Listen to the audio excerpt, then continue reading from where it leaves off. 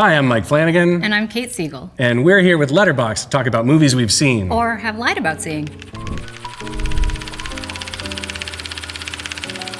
We watched, so many movies together over the years. I was trying earlier to think of what was the first movie we watched together. Lawrence of Arabia. No.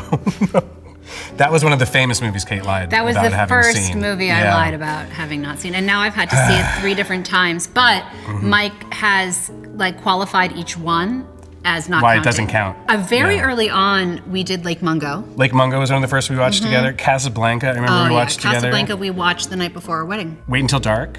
We watched. We also Hush. watched, I know it's not technically a movie, but the Buffy episode. Yeah, Hush. Yeah. For Hush. Before we did Midnight Mass, we went on a whole tour of vampires, starting at the very beginning. We went through From Dusk Till Dawn. Yeah, we did. We hit Dusk Till Dawn. We did Interview with the Vampire. Yeah, but we did all of that just because we were going to make a TV show about vampires, but we weren't going to say the word vampire. But I think Life of Chuck comes from the side of movies that we watch that make us cry, like when we watch Contact. These movies that you kind of always keep with you in your heart, and that when you meet somebody and they go, oh, I haven't seen blank, you go, oh my God, you haven't, come watch this movie with me. And those are the type of movies Mike showed me when he was thinking about Life of Chuck and just how he wanted that movie to feel.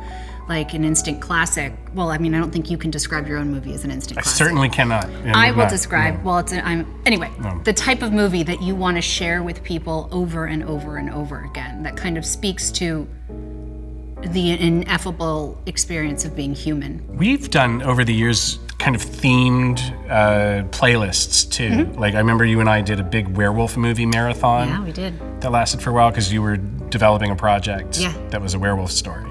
We'll constantly go back through the Vengeance trilogy. Chandler Park, we Chandler love Park, that. We'll do all that. And we've kind of expanded that universe to include our big core group of friends.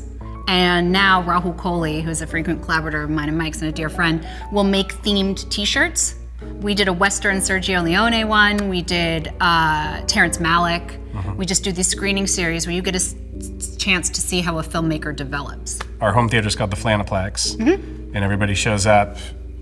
We do wear matching t-shirts. It is pretty lame now. No, we're very lame. We're very lame. It's okay. It's real fun. We found though. each other. We did a double feature, 2 Bob Clark Christmas movies. We did Black Christmas and A Christmas Story back to back. Yeah, really good. And everyone had to wear costumes from one of the 2 films. Yeah.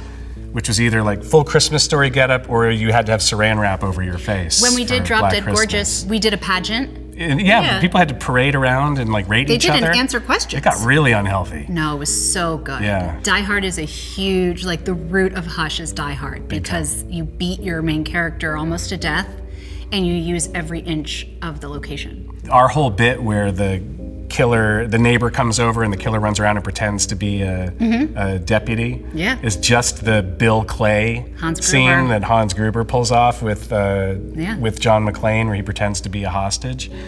It's exactly the same scene, and it was so close we had to change it so that we weren't just outwardly plagiarizing it. But I don't think people watch Hush and go, oh, Die Hard. Die Hard, yeah, no, I don't think so. They will now.